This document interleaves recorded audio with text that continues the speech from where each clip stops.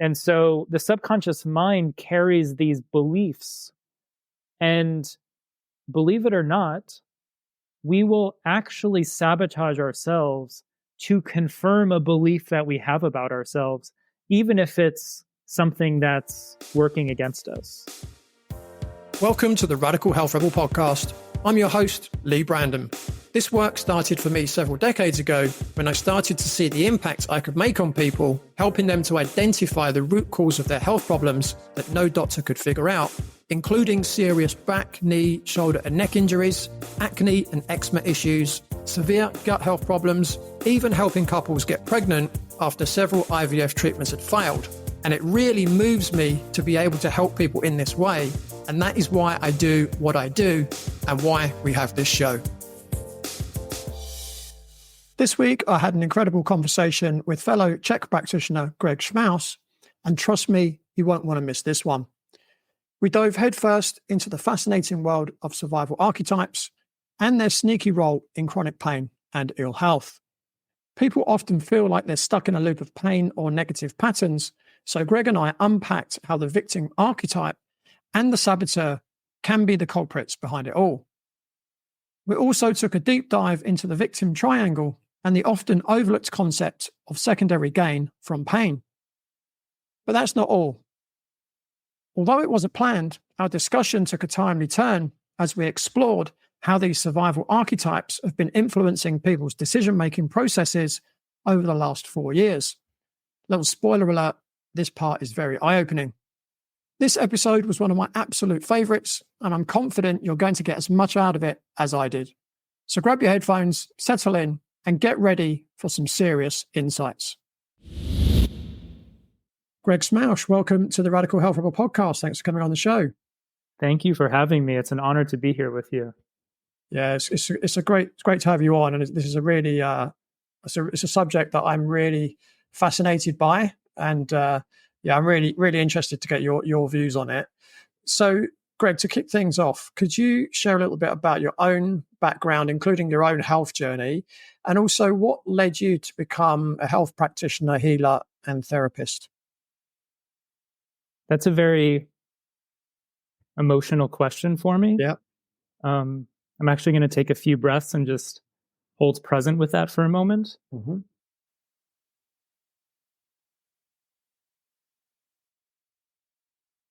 You know, my personal healing journey has been the foundation of all of my teachings, all of my offerings. And it's almost like I've used myself as like a personal and collective research study, where everything that I've experienced in my own mind and my own body has been something that I needed to know to help another individual. And so my healing journey has been an opportunity for me to greater understand the human experience and a lot of the subconscious programs and conditionings that create pain, and even some of the aspects of ourselves that might benefit from illness or benefit from pain or benefit from dis-ease. And so my journey has really been a deep dive into myself, and a lot of the patterns that I'm able to see in my clients or pick up on in someone I'm working with is some aspect of myself that I've explored. You know, as a practitioner, you can only take someone as far as you've gone yourself. And so really the depth of understanding that I've come to know myself is the depth that I'm able to take another individual. And that's really been kind of the essence of my journey over the last, I would say, 10 to 15 years. And for me, which we can get into some of the details, it started with being an athlete and then struggling with some obsessive compulsive disorder, digestive issues, and kind of having my own health and healing crisis, which for me kind of set me on a different path than I had originally planned, which was initially professional golf. But my healing crisis and, the healing journey that I went on really set the foundation for everything that I offer today, whether it's in my coaching or programs, things like that. And the interplay between what I was experiencing with my mental health, and then also what I was starting to experience with my physical health, I started to see that the two were so intricately connected that I had such a deep awareness without having to study anything externally or research anything, just a deep knowing that the mind and the body are literally one working system. Like the body is literally an extension of the mind.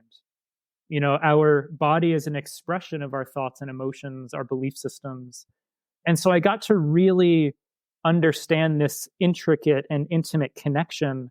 And, the reason I really wanted to connect with you, and I'm excited for our conversation, is for me, the mind and the gut were the 2 points of focus that I really got to understand that, which I know is a lot of kind of the work that you go into, gut health being one of the kind of major areas of focus.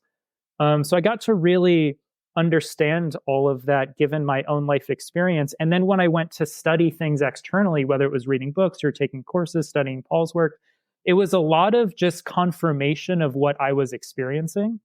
And so it wasn't really me learning something new. It was me understanding what I was experiencing, which was very validating for me, very confirming, and gave me a level of confidence to then go ahead and start helping other people with similar challenges. Mm. Yeah, interesting. So do you want to just give us a bit more meat on the bone, so to speak, in terms of the specific challenges that you had? Absolutely. So if I backtrack to what I would say was the kind of initial catalyst, I had an injury when I was a freshman in college. I had what's called a testicular torsion, and very painful. I had to go in for surgery.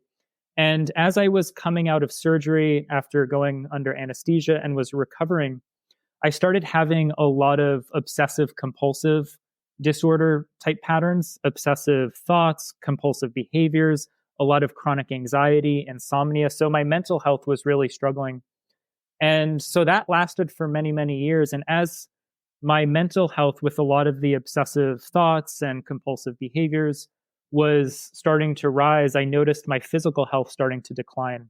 I started having a lot of chronic digestive issues, a lot of irritable bowel symptoms. I started having almost like autoimmune type manifestations, a lot of chronic food sensitivities, histamine intolerances. So my physical health was really declining as I started having a lot of these mental health challenges. And that kind of set me on my healing journey. And eventually, after trying a lot of kind of traditional modalities, whether it was kind of conventional, gastroenterology or conventional psychiatry, which none of that I really found consistent solutions in. That's when I started to kind of go down the holistic health route, came across Paul's work, became a client and student of his, and then that kind of took me on my path. Mm. So at what point were you still kind of playing golf and thinking that was your future? So my initial injury and surgery was when I was 19. I would say I continued to play golf competitively till about the age of 22. And 22, when I graduated university, was when I knew that golf was not going to be my future. And that, ironically, at the time when I was playing in college, my trainer was a CHEK practitioner. So the person that was writing a lot of my exercise programs and helping me with my strength and conditioning and performance was a CHEK practitioner. So I was kind of introduced to some of Paul's work while I was still competing. Mm-hmm. And then once I graduated school and I had this sense that golf was not my future, I felt like, if I was honest with myself, I really didn't have what it takes to play at the highest level. And anything below the highest level, it's very hard to make a sustainable living and survive. Mm-hmm. And I started to feel this pull towards and this curiosity around what this CHEK practitioner was doing. And so I ended up moving to his city, going to do IMS1, which at the time was CHEK Exercise Coach, and HLC1. And then I worked in his studio for a few years. He mentored me. And then I ended up opening my own studio a few years later. So it kind of happened quite organically. But that's kind of the evolution of it. Mm. Yeah, interesting. And as we continue talking, there might be instances where some of your own experience might crop up again. So just feel free to Sure. kind of, just drop that in there if it's appropriate. Now, before we dive in really deep, can you give the audience an overview of what archetypes are and why they're important to understand?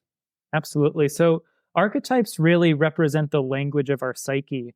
So in a nutshell, in the most simplistic form, they're the roles, patterns, or programs that we play out in all relationships to self and other.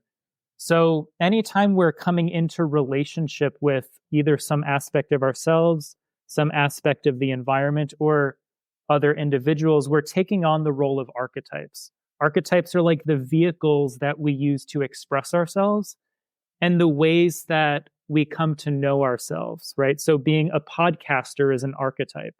For me, being the guest right now is an archetype. In my work, the healer or the practitioner is the archetype. In relationship, the mother is in relationship with the child. Those are both archetypes. The husband and the wife, these are all roles that we play. They're patterns that we play out, and they're vehicles that we use to express and to come to know ourselves. So without archetypes, we really wouldn't have a way to come to know ourselves as individuals with the capacity for self-reflection. So archetypes are the ways that we're able to relate to others. We take on given roles and we come into relationship with other people who are taking on certain roles where there creates a contract. So for example, the mother and a child have a contract. It's a match. The podcaster host and the guest have a contract. There's a match. The victim and the rescuer have a contract. There's a match. The coach and the client have a contract, and there's a match. So these are all roles, patterns, and vehicles that we utilize, and they always come into relationship with an archetype that creates some contractual agreement of how we're going to be in relationship with one another in order for us to come to know ourselves. Awesome. Yeah, that's a really, really great definition of or explanation of what an archetype is. So now we've got that in the bag. So we've got the foundation of what an archetype is. Mm-hmm. Can you explain what survival archetypes are and also their relationship with chronic pain? I first met Amelia at a health club where I was hosting an event offering back screenings to the members. The first thing I noticed about Amelia was a dullness in her eyes, which I later realized was due to extreme pain, and I noticed that she was unable to turn her head and had to turn her whole body if she wanted to look in a different direction. Amelia informed me that she had a history of repeated shoulder and neck pain for the last 2 years and was diagnosed with spinal stenoses at C4-5, C5-6, and C6-7, and a stenosis is a blockage which in Amelia's case was in the spinal canal of her neck, irritating her spinal cord. She had extreme tenderness over her neck and trapezius muscles on both sides, and she suffered from severe neck pain continuously. Amelia informed me that she'd been advised that spinal surgery was the only option, but the surgery came with great risks, including potential paralysis, and no guarantee of success, which made Amelia fearful of the surgery. In addition to this, Amelia suffered from continuous exhaustion, painful intestinal gas and bloating, even though she felt she was following a healthy diet. After a thorough evaluation, I designed Amelia a corrective exercise, nutrition, and lifestyle plan, plus I referred her to a NUCA chiropractor for specific adjustments to her neck. After following the plan religiously, Amelia is much stronger and much more flexible than she's ever been before, and no longer suffers from repeated neck pain and has full range of motion in her neck. Amelia also reported that her energy was maximized and that she no longer suffers from the gripping stomach pains that had dominated her life for a very long time. If you're suffering like Amelia was and you'd like to find out more about getting to the root cause of your pain, go to www.bodycheck.co.uk, that's bodychek.co.uk, to request your consultation. Yes. So the survival archetypes were originally identified by Caroline Myss, and she identified these 4 aspects of the psyche that were developmentally a part of the psyche from a very young age. They're our survival reflexes. They're the patterns of adaptation that we use to always ensure our safety, security, and survival, which are the child, the victim, the saboteur, and the prostitute. So if we start with the child, we're all born into this world through the womb of a mother. We're born as a baby, this helpless, powerless child who's totally dependent on our mother, father, caretaker, some authority figure for our own survival, right? So the child archetype in its essence is the part of us that feels powerless, helpless, and totally dependent on someone externally for its own survival. Now, there's other aspects of the child archetype, like the playfulness, the creativity, all the gifts. But on a foundational survival level, we're seeing the child as an individual who's still dependent on someone else for its own survival. And so this child goes through its early years, its childhood, and eventually there's a moment in time where it feels victimized. And it feels victimized when there's a sense of a boundary being crossed, right? There's a sense of there's some threat externally that's making me feel unsafe internally, right? There's some perpetrator outside of me that's causing me to feel like the victim of attack, the victim of abuse, the victim of neglect, whatever it might be. There's some experience of being the victim. And so feeling unsafe, a boundary being crossed. And that creates the victim archetype, which is the part of us that's now always paying attention to situations in which we might be victimized. Then we come to a moment in which we feel as though being ourselves, speaking our truth, and being authentic is not safe. So we meet the saboteur. And the saboteur says you need to self-sabotage in order to get your survival needs met.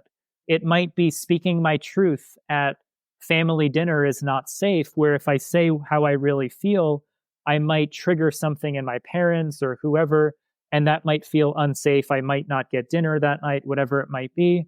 So we sabotage our voice. You know, there might be times in which we have to sabotage our body or our values or our passions or our interests. Maybe we're taught that, you know, you can't follow your passions and your interests. You only have you have to do what is required to make money. Right? A lot of children are taught that from their parents who are not maybe living their sense of purpose, or maybe they don't enjoy their career. They feel tied into their finances. So the child believes, okay, I have to sacrifice or sabotage my passions or my interests to get these survival needs met. So there's some experience where we learn, okay, I have to sabotage myself in order for me to survive. And then finally, we get to this place where there's a feeling like we have to compromise ourselves. We have to negotiate ourselves. It could be compromise our values. It could be negotiate our integrity or our self-worth. Or it could be there's a moment where we feel like we have to allow ourselves to be taken advantage of for our own security or our survival. It could be saying yes or people pleasing when we want to say no, but we feel like it's not safe or okay to do so. So we learn these survival strategies as children, all as a way of getting our survival needs met. Because like I said, we're this helpless, powerless child that's still dependent on an external figure for our own survival. And so we learn these patterns of adaptation, and they get imprinted in the psyche. So as we go through, you know, later childhood into early adulthood, those programs are still pretty deep in there. And even as we get into adulthood, we're no longer dependent on someone else for our survival. Maybe we have our own job, we're paying our bills, we can put food on the table, a roof over our head. But those programs are still running so deep that we still play them out, because the parts of us that were traumatized at that time actually didn't evolve past that point. They got frozen in time. So those parts of us are still looking at the present through the lens of those past experiences, and are seeing a argument or a situation at the dinner table through the lens of your inner 5-year-old. And even though you're 33 or 34 at the time, the part of you that's reacting is still 5 years old because it's stuck in that previous experience. And now, if we move forward to how does that relate to chronic pain? Well, the survival archetypes are there to help you survive, not thrive. So, a lot of times, the survival archetypes are there to keep you alive and keep you safe, but often at the expense of your own health, your own freedom, or your own empowerment. In addition to that, let me just give a simple example before I move forward. Let's say growing up, it was never okay to say no to your parents. You always had to say yes. You always had to please them in order for you to feel safe. Let's say you have chronic digestive issues and you go to a naturopath and they tell you you have gluten intolerance and you should eliminate wheat or gluten for, 30 to 60 days. And then a week into your diet, your mother calls you up and says, "Hey, would you come over for dinner? We're having family over and we'd love to have you." So you get invited, you go over to their home, and your mom's making a wheat-based pasta.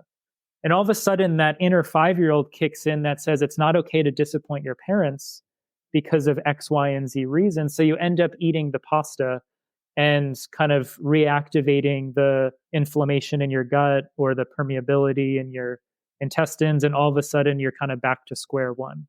And you realize that there was a saboteur at play there that said it's not okay for me to set boundaries and say no to my mother and actually advocate if there's anything else available to eat or bring my own food.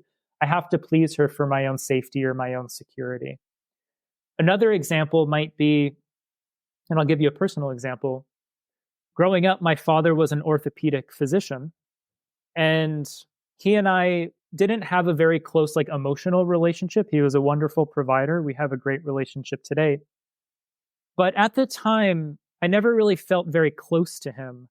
And so I remember any time that I had some sort of injury or some sort of pain in my body, whether I had back pain or a knee issue or a hip issue, whatever it is, my mom would take me to his office where he had his private practice, and I would get the best treatment from him, his nurses, his partners. And so there's a part of me, which is the inner victim, that says, when I'm in pain, I get more love from my father. And so all of a sudden, there's a part of me from the age of 7, 8 years old that says being in pain means I get more emotional needs met. And so there's a contract that my inner victim signs that says if I need more empathy, compassion, and love from someone, being in pain is often a vehicle that I can use to get those needs met. Another quick example that I noticed recently, and this I've noticed play out in my own life, but it's also shown up in clients that I've worked with more recently, even in the last couple of weeks, where our inner victim is always in relationship with either a villain or a rescuer. The inner victim is always either seeing someone who's a threat to me or someone who can save or rescue me, right? They're always identifying those two archetypes. So I noticed that there were times in which I felt like someone was a threat to me, whether it was my father raising his voice or my parents arguing, or someone I'm in relationship is upset with me for some reason, is angry with me for some reason. And I noticed there was a part of me that used to fall into the I'm not feeling well, I'm in pain, I'm in this, I'm in that, to try and get the villain to become a rescuer, to try and get the perpetrator to become a caretaker. So it was a very subtle strategy of trying to change the archetypal role of the other person in order to protect my inner victim. So that's another example of how we might use chronic pain in relationship to these survival archetypes. Last example that I'll give is if we take COVID, for example. How many people since COVID started saying no to things that they initially said yes to only out of obligation, and they used COVID as a reason, a socially acceptable reason to say no? Like, no, we can't make it to that family gathering or that party or that, bar mitzvah or whatever it is, communion, because of COVID. where really you could tell that they just wanted to say no. They didn't really want to participate, but they felt like they needed a socially acceptable reason to do it. So COVID became like the classic excuse to actually say no and set a boundary. So the last example that I'll give is where we actually use pain, illness, or even fatigue as a way of giving a socially acceptable reason to say no or set a boundary. I've seen this many times starting in my childhood where, I was very much a hermit. I have a strong hermit archetype. So I would always need a lot of alone time. And that would involve me saying no to a lot of invitations, whether it was, family dinners or even trips, things like that. Do you want to come with us to this gathering? No, thank you. I always felt like I needed to give a reason. So I noticed myself started to say things like, "Oh, I'm not feeling well. I think I'm going to stay home." Or, "No, I'm tired. I'm good. Thank you though." And I wasn't really not feeling well. I was feeling fine, but there was a part of me that felt like I needed a reason to say no that they would accept or approve of. So I started to use pain, illness, or fatigue as a way of setting a boundary and giving myself permission to say no without the sense of empowerment that my no is of value without even needing to give a reason for it. So a lot of people will actually hold on to pain, illness, or fatigue as a way of giving them permission to set a boundary or say no where otherwise they haven't had the sense of self-worth or self-value or authority to do so. So these are very simple and practical examples that I feel like people can relate to, with archetypes sometimes being kind of like a topic that sometimes is hard for people to grasp. But I feel like some of these examples might help people really understand how they might play out on a day-to-day basis. Mm. Yeah, I would certainly say that, over many years, what I've seen a lot of is someone, they'll come in to see me and they'll say, "I want to get rid of this pain. I've had enough of this pain. I want to get rid of this pain." And then you start them on their journey and they're very compliant for a little while. And then their pain starts going away and then they start sabotaging. And, it really relates to one of your examples where the conscious mind is saying, "I want to get rid of this pain." But the subconscious mind, so you refer to it as the psyche, but the subconscious mind, which, as we know, according to Bruce Lipton, 95 to 99% of your decisions are made subconsciously. Your subconscious mind is saying, "No, you don't want to get rid of that pain, because if you get rid of that pain, remember when you were a child, that's when you got all the love and attention." Right? And I think it's quite challenging for people to accept that there is a part of them, or at least a part of their mind, and it's a large part of their mind, that actually wants to keep them in pain. How do you kind of approach that subject when working with clients, or that scenario, I should say? Yeah. The most powerful question to always start with, because I'll backtrack for one sec. A lot of times when people come to a practitioner with pain or illness or addiction or whatever it might be, they're always seeing the downsides to it, the cons to it, of why this is limiting my life, why this is bad, why this should be, fixed or gotten rid of, or whatever it might be. So there's always, or with someone with addiction, why the addiction is bad for them. Which, yes, it's important to see how the pain, the addiction, the choices and behaviors are not serving you. Beautiful. 99% of coaching focuses on that. The 1%, which is where the breakthroughs happen, is when you actually start by asking the question, how am I benefiting? What part of me is benefiting from this pain? What part of me is benefiting from this addiction? What part of me is benefiting by making these choices?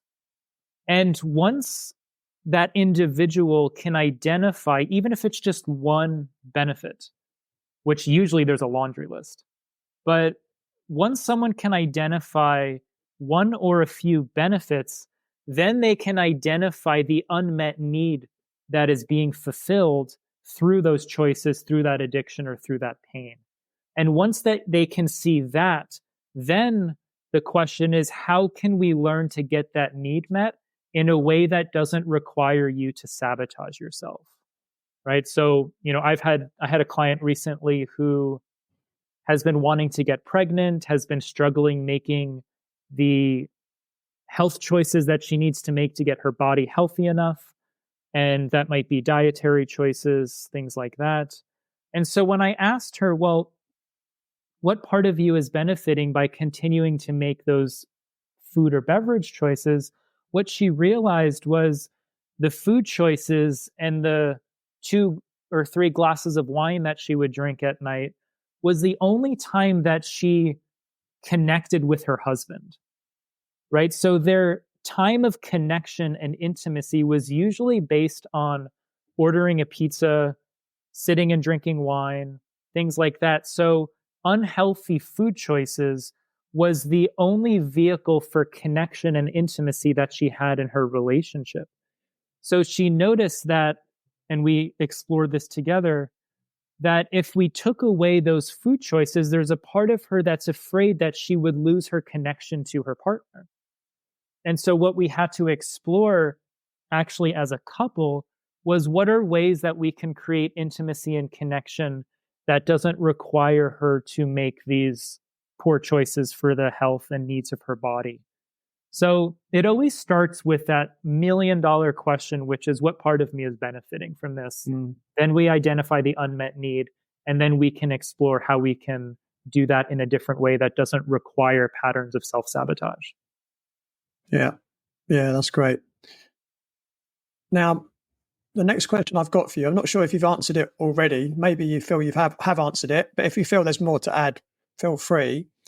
And it really is about the victim archetype in particular, and why is understanding the victim archetype essential to healing chronic pain? I'm briefly interrupting this episode to remind you can now hear an extra No Punches Pulled episode every month with an amazing and almost certainly controversial guest who's not scared to put their head above the parapet.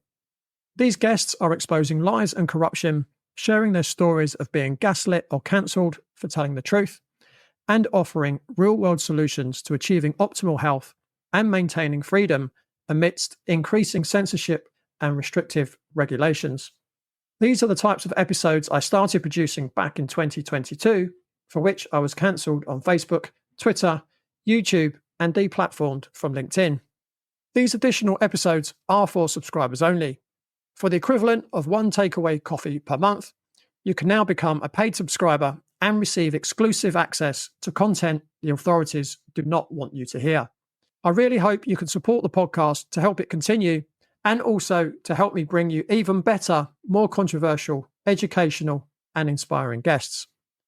Subscribing to the Radical Health Rebel podcast is a much more productive investment than supporting organizations that feed you lies, propaganda, and predictive programming like TV licensing, cable, satellite, and major film streaming services.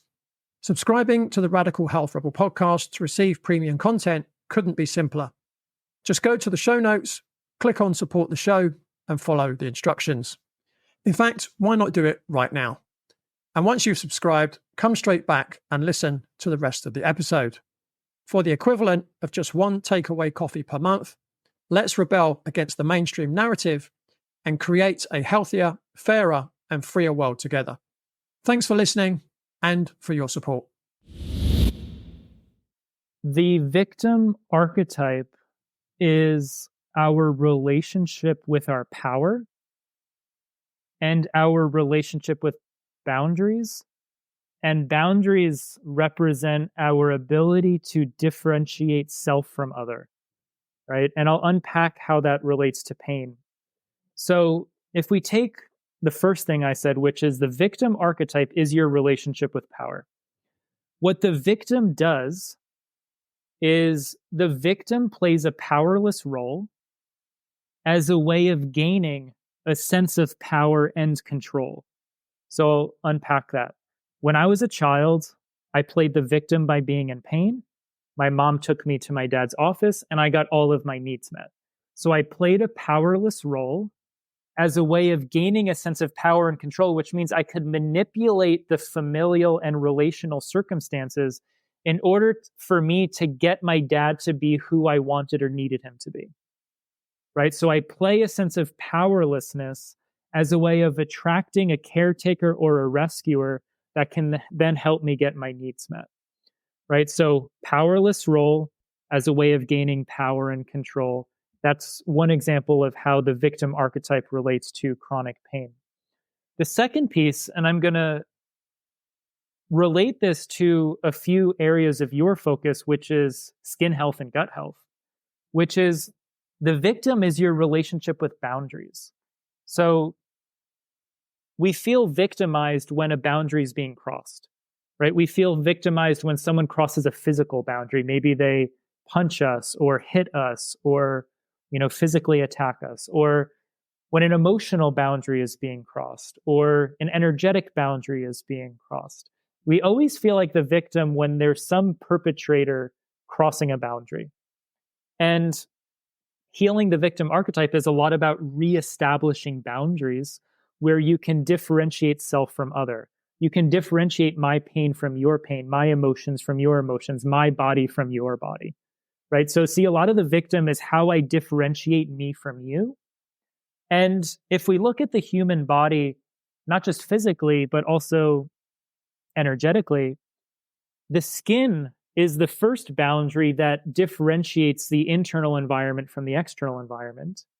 And then also the gut lining, right? The intestinal barrier is also, medically speaking, what differentiates on a cellular level what's you from what's not you. So when we have something like gut permeability and you have undigested proteins, bacteria entering general circulation, entering your bloodstream, now your immune system's on high alert and is attacking these foreign organisms or proteins. And your immune system starts to have a hard time differentiating self from other because the boundary is broken down. A lot of times that's actually a mirror representation of the ways in which someone feels that way in their external environment, where you get to a point where now in the human body with that broken barrier, the immune system starts to see everything as a threat. Well, that's very related to the victim archetype because the victim archetype is always on the lookout for threats. So for someone that's trapped in the victim archetype, seeing the whole world as perpetrators, whether it's because of their childhood trauma, ancestral trauma, things like that, that can immediately have an impact on how the immune system responds. If your psyche is perceiving everything as a threat, that's sending messages to your body, to your nervous system, and to your immune system to always stay on high alert, right? So you see how the body is actually a mirror representation of how a lot of these archetypes end up creating this sense of how we're relating to the world, right? So the internal environment and the external environment and our perception of it always mirroring one another. Did that answer some of the question? Yeah. So I'm just kind of thinking as well when you look at that, being as the victim archetype is all about having an optimal boundary, and then when that boundary is what's the right word? Broken. Crossed, let's say. Mm-hmm. The way it can manifest, as you said, it could be a skin condition. It could be joint pain, right? Mm-hmm. If you've got excessive inflammation in the body, it could be psoriatic arthritis, or it could be fibromyalgia in the whole body, in the muscular system. So it can manifest in many, many different ways physically in the body. It's not like one specific way it can manifest. Is almost infinite number of ways that it can manifest in the body. Yeah, very interesting. And can you explain the victim triangle and how does that relate to our health? Yeah. So the victim triangle is a trinity of archetypes that are always in relationship with one another. And these are the victim, the villain, and the rescuer.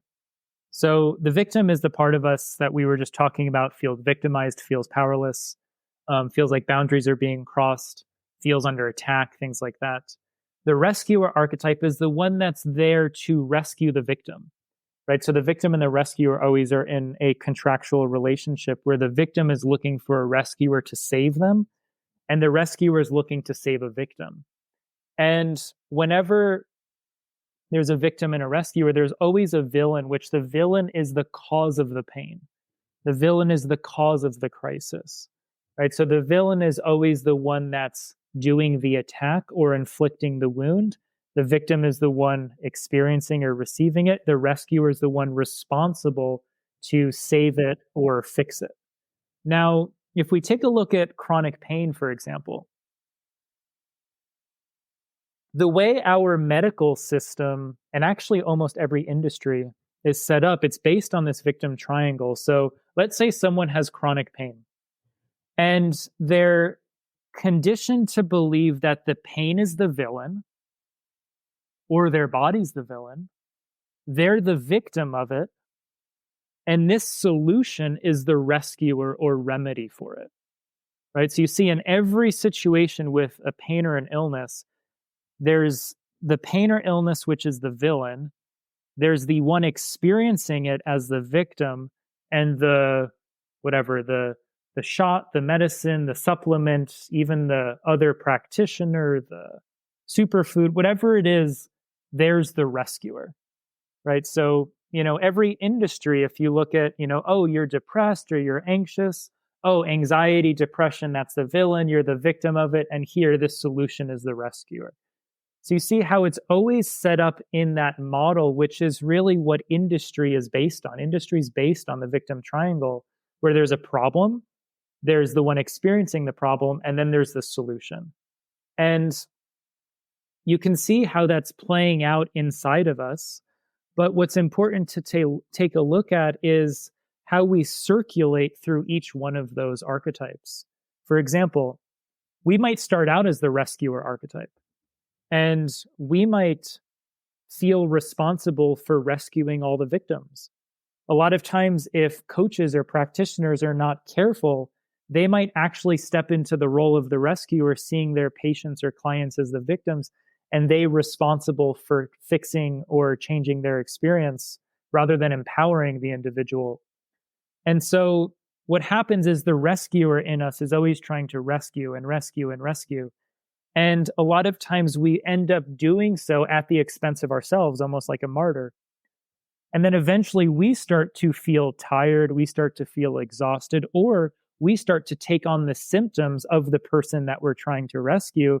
And now we feel like the victim, right? So you see how when it comes to pain, when it comes to illness, and when it comes to relationship between client, coach, patient, doctor, whatever it might be, you see all these archetypes playing themselves out within any given situation, which is why self-healing and personal empowerment is the only path to healing, right? There's no one outside of you that can heal you. You're ideally being taught how to activate the healer within.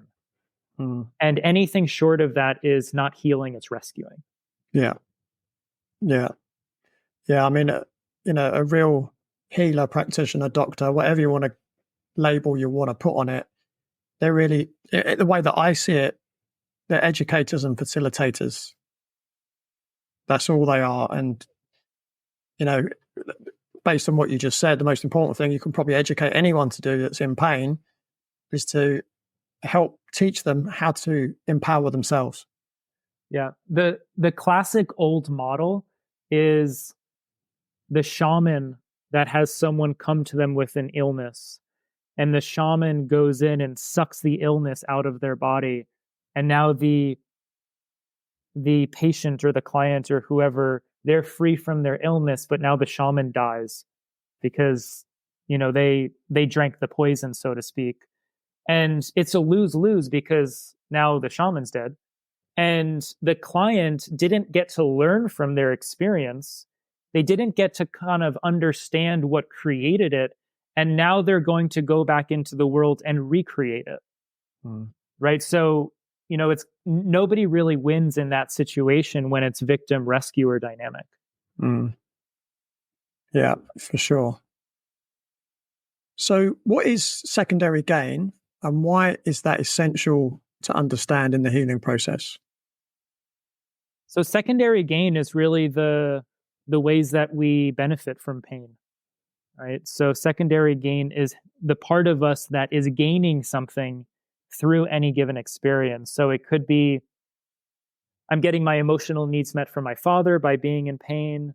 I'm getting medical leave. I'm getting paid time off for my back pain or, you know, the pain that I'm experiencing in my body, which I've had many clients who came to me with chronic pain and they said they really want to get out of pain and they're having back pain. Or I've had someone with chronic nerve pain that came to me and, they were getting medical leave, they were getting paid time off. And I started asking them about their job and they start complaining about their work. Oh, I hate my job. My work environment sucks. I'm actually getting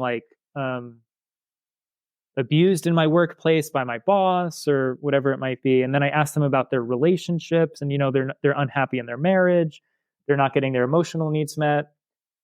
And they come to me saying, I really want to get out of this pain, this back pain, this nerve pain, whatever it might be. And then I start to see the whole picture. And it's like, well, they're getting paid to not go to the job that they don't enjoy and the environment that they're getting abused in. They're coming to me for therapy, rehabilitation, and body work, and also going to a physical therapist twice a week. So they're getting loving care, empathy, and compassion from different therapists or practitioners, which is making up for the emotional needs that are not getting met in the marriage.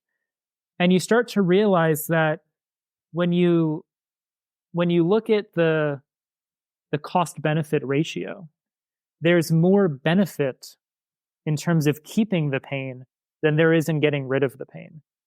And so what I have found is in the subconscious or psyche of the client, it's almost like you have to tip the scales where they start to see more benefit in healing than they do see benefit in their crisis. This is why, our mutual teacher, Paul CHEK says, when you have a big enough dream, you don't need a crisis.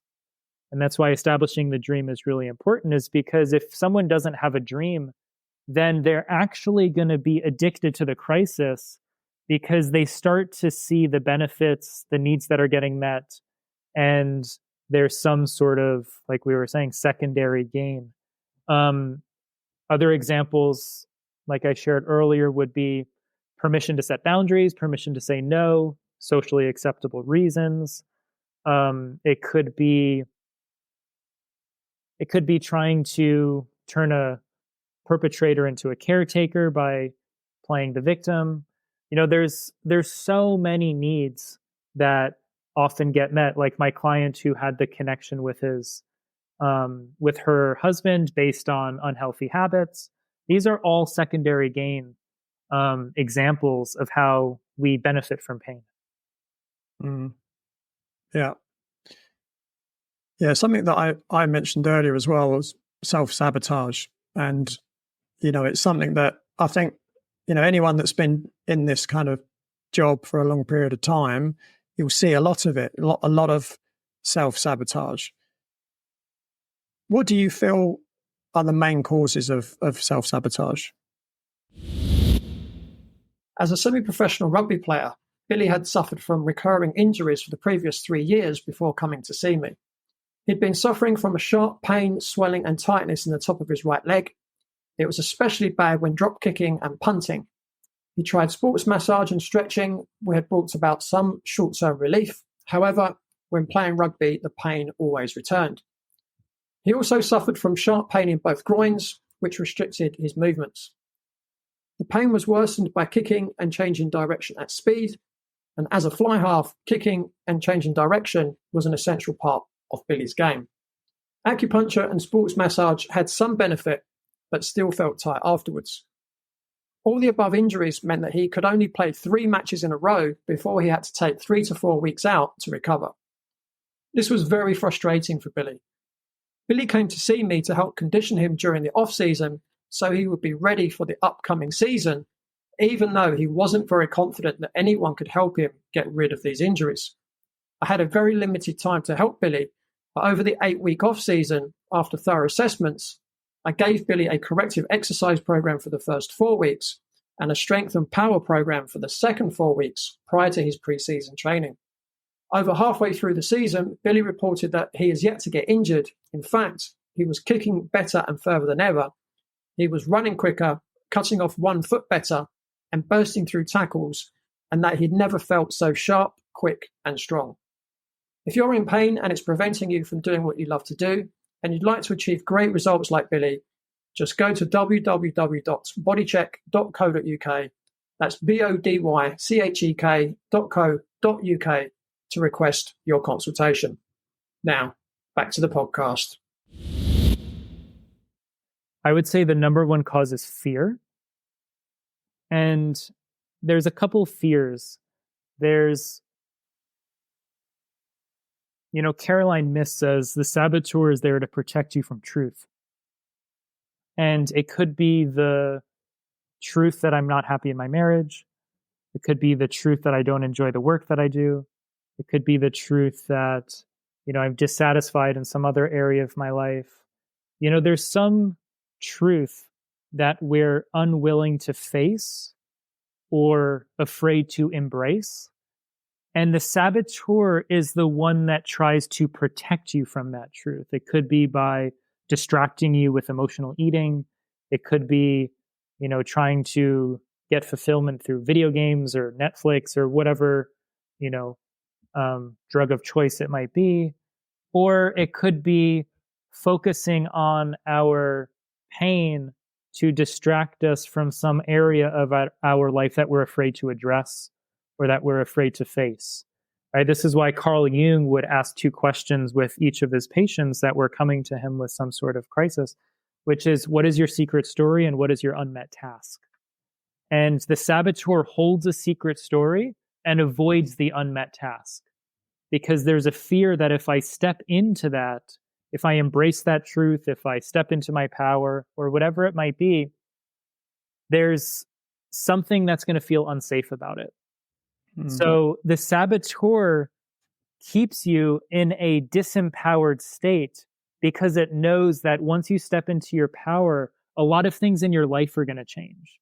Whether it's, my client cleaning up her diet and now she needs to create some new connection with her husband, or my client gets healthy and then realizes she needs to find a new job, right? So the saboteur is like protecting you from this inconvenient truth that's going to kind of shake up your reality.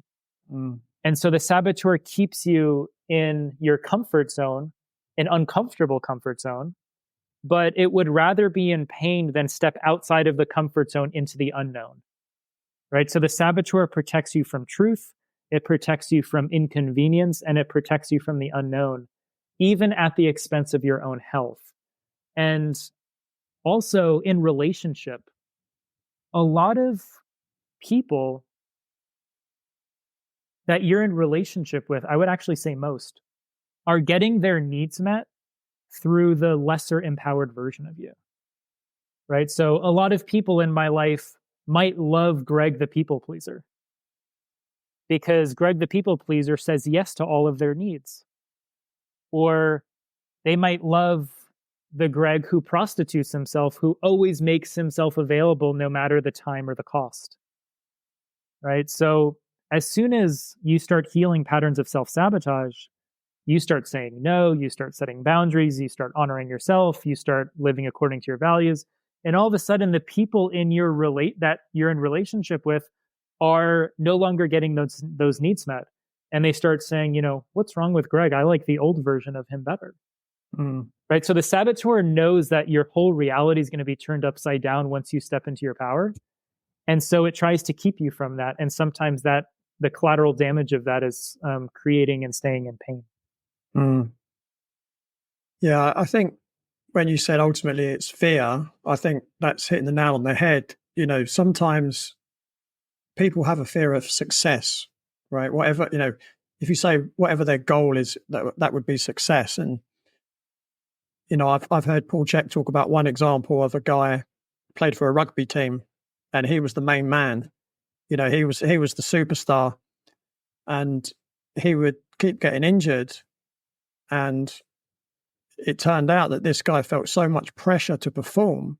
Mm-hmm. It was actually easier for him just to get injured and not have to participate than take on the whole weight of the country So I believe it was the New Zealand All Blacks, I think this guy played for. And, in New Zealand, rugby is a religion, right? Everyone's into rugby, right? So you've got the whole weight of a nation on your shoulders. Well, it's much better just to be injured, right? Or it's much easier just to be injured. Mm-hmm. So his fear was letting the country down. Yeah. Right? I'll just very quickly, I will share my experience of that, which this is common across many, many athletes, which I remember whether it was I was playing soccer in, in my youth or playing golf well into my late teens and college, university years. I remember that some of my best performances were when I had some sort of injury or some sort of illness that I had, but I still competed. And I ended up playing incredibly well or having the best round of, the year or the tournament or whatever it might be. And I realized that when I was in pain or when I had some sort of injury or illness, I felt less expectations placed on me and my performance freed up. And so I distinctly remember, and I feel like I was studying this for this exact reason in terms of what I was going to do in my career now as a holistic health practitioner, which is I knew that for some reason when I'm in pain or ill, I play better. And I could feel more free in myself. I could feel less weight of expectation. And it was really interesting and something that I observed and sometimes would almost like thrive on and actually embrace. It was like I was looking forward to playing in pain because if I fail, there's an excuse people understand. But if I succeed, it's like this, miraculous, performance that you then receive even more praise for. So it was almost like a win-win. Mm. And so I distinctly remember that personally as an athlete. Mm. Yeah, it's interesting, your situation and the rugby player that I was talking about. Again, if you look at that deeper, it relates back to what other people think of that person. Right. And then obviously as you're a child, you always want to please your parents. You want a validation from your parents, right? Yeah. So again, that is potentially a situation where actually the root cause of the issue was, again, going right back to your childhood and looking for that validation, that external validation. And it's still with you as you go through life. You're still looking for that external validation rather than just being happy with internal validation. Yeah, that's the essence of the child archetype. Yeah. And it's interesting, your analogy is similar to one of mine, actually. Not to do with injury, but each year I take a break from tennis and I go back in the spring. And every time I go back in the spring, the first time I play unbelievably well. Mm-hmm. And like people at my club are like, how do you do that? How do you play so well and you haven't played for 4 or 5 months? Mm-hmm. And it's just because there's no expectation. Yep. And interestingly, in the next few weeks, I kind of get worse for a little while and then I go back up again. Yep. Same thing for me with golf. Mm. Yeah. It's interesting. First time out is great. And then after that, it goes downhill for a while. Mm. It's very interesting. The other fear of success example, I think that's very common is, someone, if their goal is to look good, right? So they might be overweight as an example. And when you think, okay, what might they fear from looking good? Right? Again, you go back to the childhood. If it was someone who was abused as a child, they've got this subconscious program saying, but if you look good, you get abused. So again, it's another self-protecting mechanism. And, on the conscious level, the person's thinking, but why can't I lose weight? Mm-hmm. But again, it's because the subconscious mind or the archetypes is running the system. Yeah. I had a client last week who was struggling with her weight, was struggling with her dietary choices. And so we started to explore, what some of the benefits might be in terms of the choices that she's making or holding on to the weight. And what we arrived at was, something that her inner child felt and believed about herself from a very young age, which was that she's a failure. She felt conditioned by her mother, from a very young age that, whatever she did, it was never enough. And she always believed herself to be a failure. And so I asked her, well, then if that's the case, if you believe yourself to be a failure, then starting an exercise program and not finishing it, or starting, a nutrition protocol and not following through with it, is actually confirming a belief that you have about yourself. And so the subconscious mind carries these beliefs, and believe it or not, we will actually sabotage ourselves to confirm a belief that we have about ourselves, even if it's something that's working against us, right? So it's kind of like when you have a belief about, being a vegetarian is the best thing for you, or being a carnivore is the best thing for you. There's a thing called confirmation bias, which means when you're researching or you're looking for a podcast to listen to or a book to read, you're usually going to read or seek out information that confirms your bias, right? There's very few vegetarians that are reading books on why being a carnivore is ideal, right? So the mind is always looking to confirm the beliefs that it has about itself, about others, about life. And so we'll actually sabotage ourselves to confirm that. And then in addition, when we were talking about fear, she was talking about her fear of rejection. And so I asked her, well, if you lost the weight and you were really feeling good about yourself, what would you do in your life different than you're doing now? And she said she might go on some job interviews. She might, start dating again. And I asked her, well, do you think there's a possibility that you're holding on to the weight to keep you from doing those things? Because if you do those things, you open yourself up to the possibility of rejection. And so she started to see that there were so many parts of her that were benefiting from not making the food choices or not losing the weight, that she was able to really see that. And now we start to explore, okay, like how can we kind of now move forward with that newfound awareness? So just another like real life example or testimonial to a lot of these archetypal patterns. Mm. Yeah, something that has also fascinated me is really what's been going on in the world in the last 4 years. Mm. And it's interesting how, when you were speaking, I was always relating it in my own mind as well, not just to chronic pain or ill health, but some of the decisions that people have made over the last 4 years. Mm-hmm. How do you see, if you like, the reasoning behind the decisions that some people made, and why is it that some people have made very different decisions to others? How do you see that? Well, if we look at the pandemic through an archetypal lens to start, we have a virus, which we'll call the villain. And we're conditioned to be afraid of it. So we're told that we're the victims of it. And we're then told to close our businesses down, stay home, stay away from loved ones, don't leave your house, whatever it might be. So we're told to sabotage ourselves, our freedoms, our needs, our, the things we love to do, whatever it might be. So people see themselves as the victim. They start sabotaging themselves. They're waiting for someone else to tell them what to do, when they can leave their home, when they can, reopen their business, or, what, shot to take, what not to take, what medication to take, what, whatever it might be. So there's an externalization of an authority figure that's telling you what to do, which keeps you in the child archetype, kind of waiting for orders, so to speak.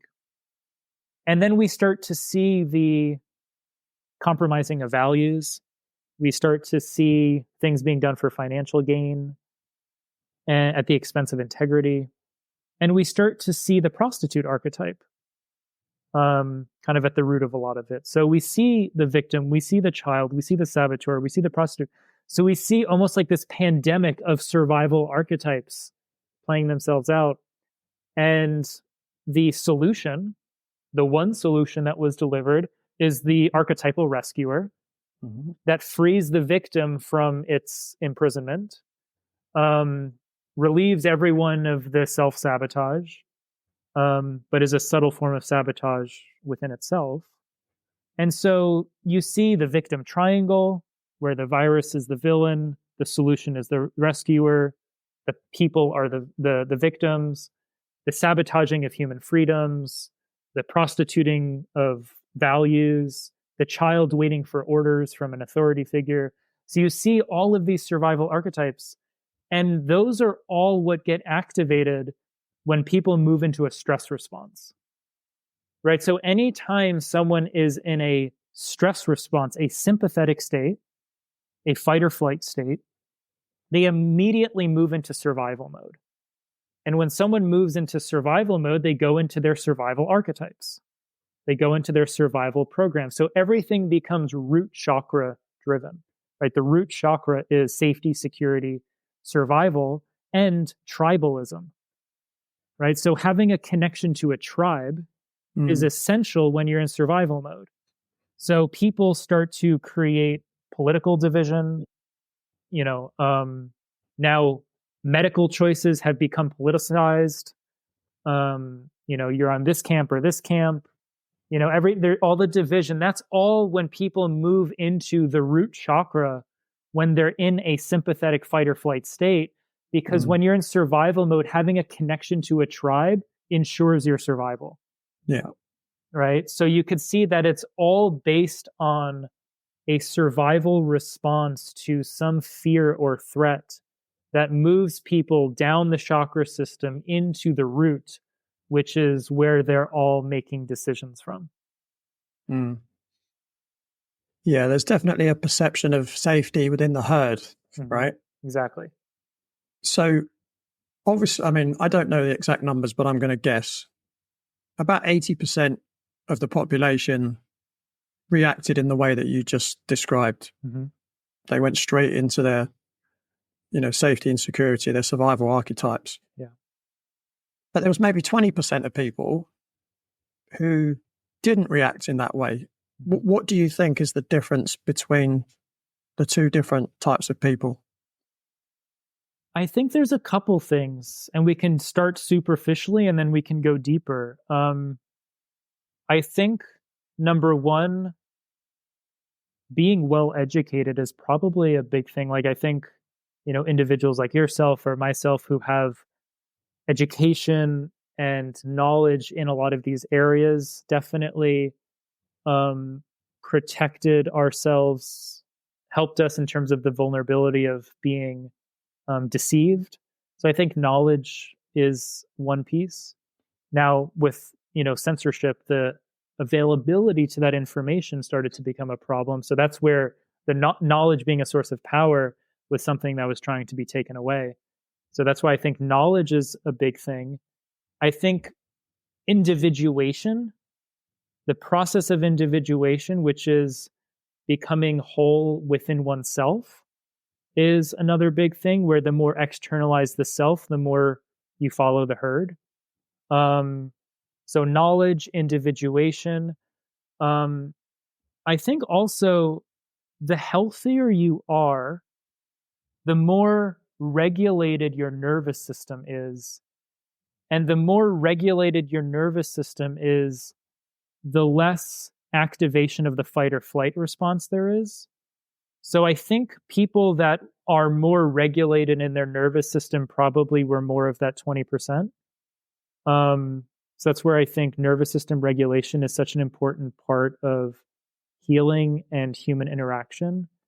And then I think values. So having a value system, which I think that's something that's missing in our culture, is an acknowledgement and commitment to values. I think our culture is much more goal-oriented than value-oriented, where the goals are always something that we're trying to achieve in the future, but values being the codes of conduct that we live the present moment through.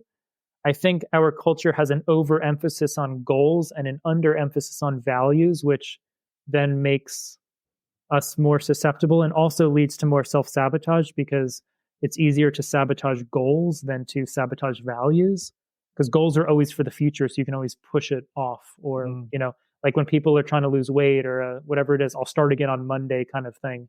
The I'll start again on Monday kind of thing is when you have goals and not values. And then on a deeper level, I think there's another archetype which informs all of these archetypes, which is the Imago Dei. And the Imago Dei means the image of God. And this archetype informs all the other archetypes. It's the original archetype. So whatever image of God you hold within yourself is going to inform the child archetype, the saboteur, the victim, the prostitute, right? So if your image of God is a father figure, it might activate the child archetype in you. If your God is a punishing God, it might activate the victim in you. If your God has all of these wants, needs, and desires for you, it might cause patterns of self-sabotage. Or if your prayer practice, which a lot of people's prayer practice is an active negotiation with God, there's the prostitute archetype, right? Like, please God, if you give me this, I promise I won't do this anymore, kind of thing. That's where the prostitute is in charge of most people's prayer practice. And so whatever your Imago Dei is, informs your relationship with all of these archetypes, and it also creates your myth around death. So I think one thing we saw is the 80% of the population. I wonder if we did a study and we explored what their Imago Dei is and what their belief or myth around death is, right? Because remember, survival archetypes relate to survival, which is going to relate to whatever your belief of what next is, what's behind the veil. So if your belief is this is a one and done experience and there's nothing outside of this material body, then you're going to do everything you possibly can to ensure your survival today. And if that means getting a shot or following the herd, you're going to do it.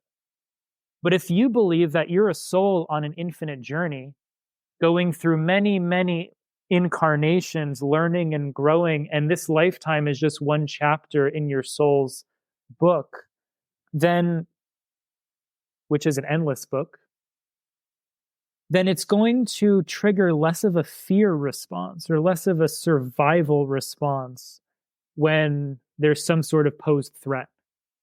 So I think the Imago Dei, I'm curious what the 20% belief around the Imago Dei and their myth around death is, and if there's any correlation there. But I do feel as though your deeper beliefs around God's spirit and what's behind the veil has a huge impact on informing all of these survival archetypes. Yeah, interesting. Yeah, something else that, again, you may or may not have any, view on what I'm about to ask you, but I'm going to ask you anyway. So something that I know some people have questioned, maybe in the last couple of years now, is that a lot of people in, I don't like giving labels, but the truth movement, the freedom movement, whatever you want to call it, there's quite a few people, kind of well-known people, that have turned to Christianity in the last couple of years. I don't know, do you have any ideas as to why that might be? I think there's a light and shadow side to it. I think the light side is, we had this original situation where there was so much dogmatic religion and people were so attached and kind of put themselves in this box of dogma of belief systems. And then we had this swing to the other side of kind of new age spirituality, which is kind of freeing yourself from all of the dogma, which is a beautiful thing. But sometimes the pendulum's always swinging back and forth from one extreme to the other. And so what I kind of observe is now we have the new age spirituality movement where people are kind of floating and not rooted or anchored in anything. Whether it's rooted or anchored in a tradition or a discipline or whatever it might be, it doesn't have to be a religion, but something that you're grounded and rooted in. And so I think there is a beautiful aspect of, let's say, leaving Christianity, moving into more of a spiritual kind of pursuit, but then coming back to something like Christianity and being in relationship with it in a new way, and anchoring and grounding yourself in a tradition or in a discipline or in something that gives you direction, but ideally not falling into the old traps or getting hooked by some of the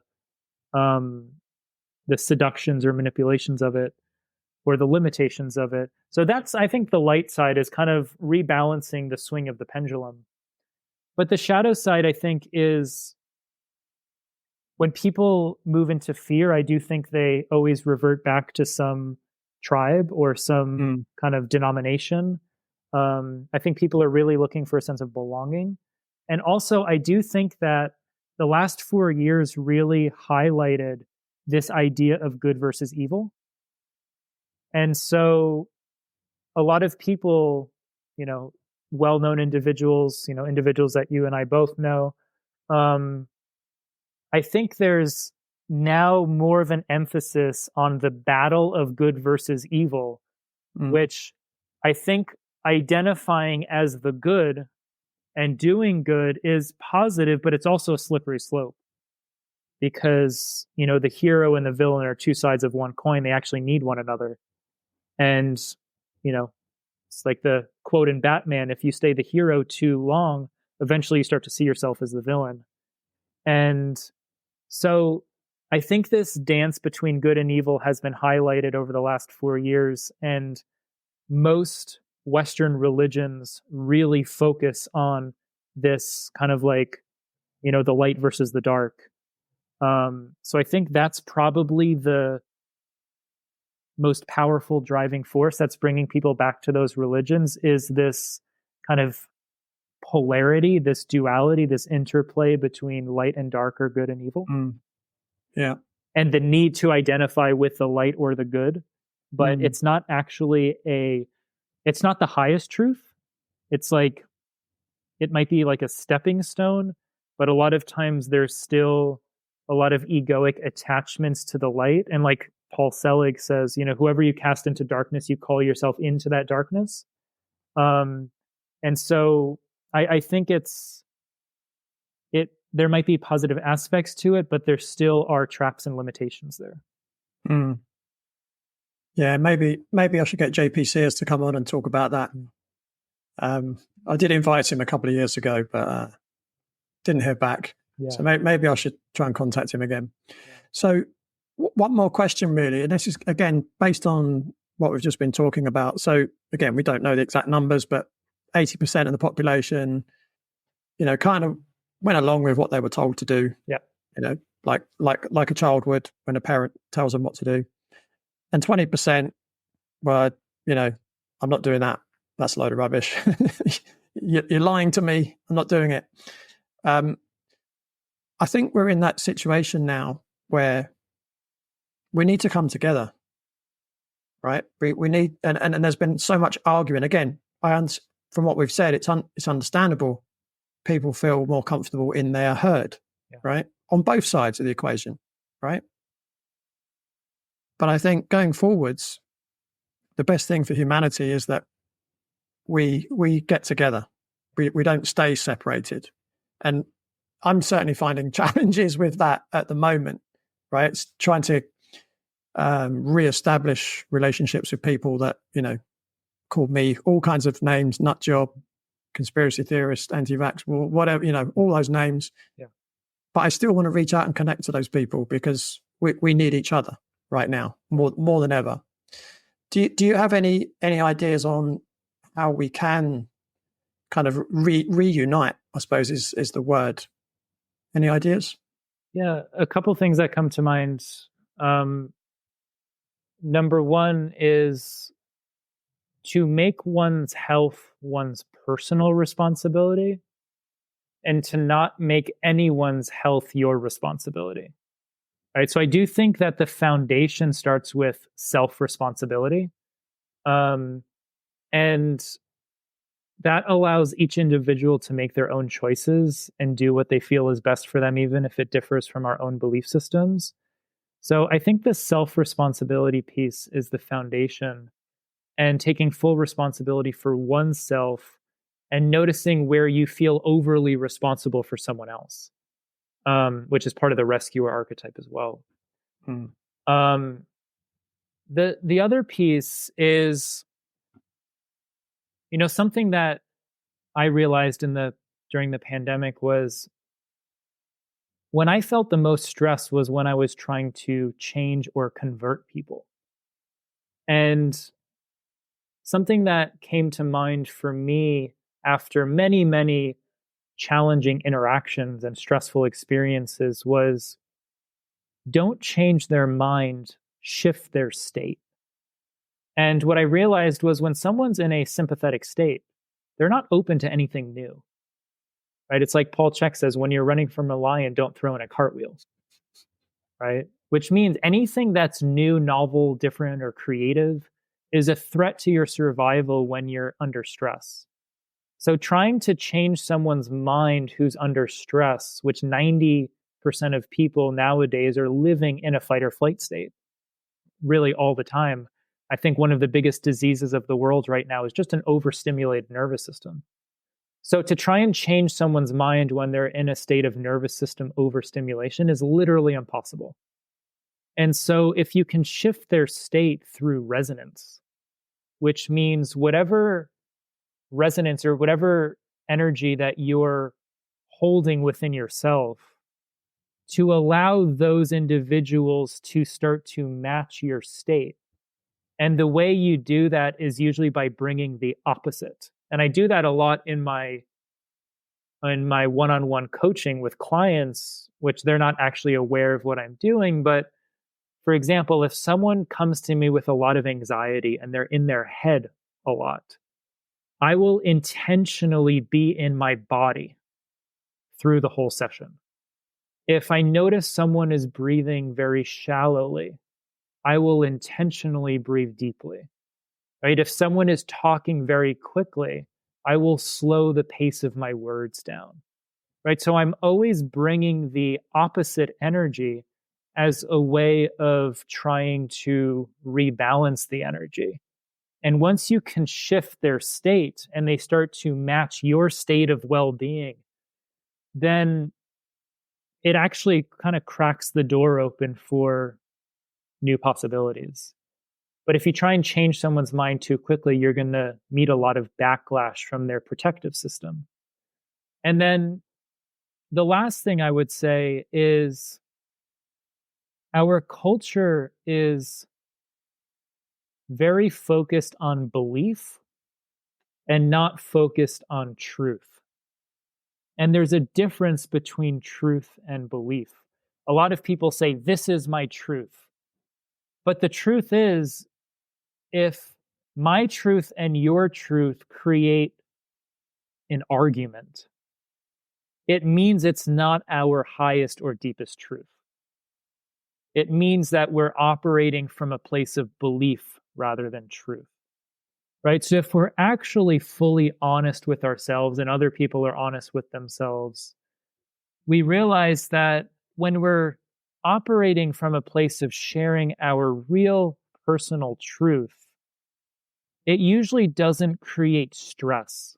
What creates stress is the clash of belief. And so that's something for us to meditate on, is when it comes to myself, what's the difference between my belief and my truth? And truth, I feel like, is always what comes from the heart, and belief is usually what comes from the head. And I think most of the conflict that we experience interpersonally is when we're two heads clashing. rather than two hearts connecting. Mm. And I think that's the difference between truth and belief. So that would be a couple of ways that I would answer that. Mm. Yeah, I like that. Greg, this has been awesome. It's been a great conversation, but what's next for you? What's next for me is, well, I have my one-on-one coaching. I have my 2 online programs, Healing the Mind, A Journey to Wholeness, and then my archetype program, Healing Your Core Archetypes, A Journey of Empowerment, which I'd love to share some discount codes with your listeners and all of that. I just published Healing the Mind as a book, so they can find that on Amazon. But what's next for me is bringing a lot of this work into more group formats, less one-on-one. I'm still doing one-on-one. I'll always do one-on-one coaching, but bringing a lot of this work into workshops, retreats, because I find working with archetypes, which are collective patterns, when you bring it into group dynamics and there's many individuals all sharing, exploring, and connecting with given archetypes, it's so much more powerful because you start to see a little bit of yourself in everyone else and vice versa.